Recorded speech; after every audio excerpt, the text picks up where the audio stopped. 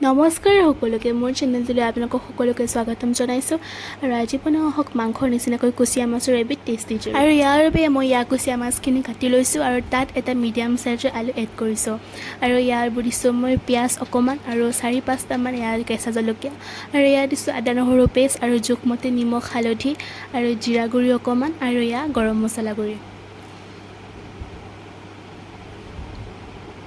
আৰু তাৰপিছত ইয়াৰ দিছোঁ মই সৰিয়হ তেল আৰু এইখিনি এতিয়া মই ভালদৰে মিক্স কৰি ল'ম আৰু এইখিনি ভালদৰে সানি লোৱা হৈ গ'ল আৰু এতিয়া বলক ৰেচিপিটো ষ্টাৰ্ট কৰোঁগৈ আৰু তাৰ বাবে ইয়াত কেৰাহীখন পাতি দিলোঁ আৰু এতিয়া দিম মই ইয়াতে সৰিয়হ তেল আৰু তাৰপিছত ইয়াত দিছোঁ 2-3 খিলামান তেজপাত আৰু 2টা শুকান জলকীয়া আৰু এইখিনি ভালদৰে ভাজি হোৱাৰ পাছত ইয়াতে দিম 2-4টামান ইলাইচি আৰু তাৰপিছতে ইয়াৰ মছলা সানি ৰখা মাছখিনি ইয়াতে দি দিছোঁ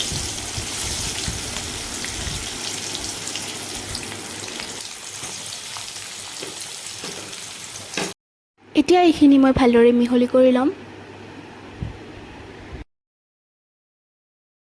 আৰু এইখিনি অকণমান ভাজি হোৱাৰ পাছত মই ঢাকনিখন মাৰি দিম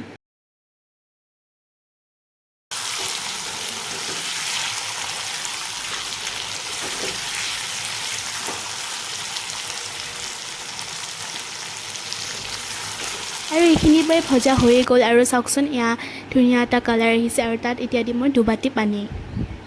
আৰু এতিয়া এইখিনি মই ভালদৰে উতলিব দিম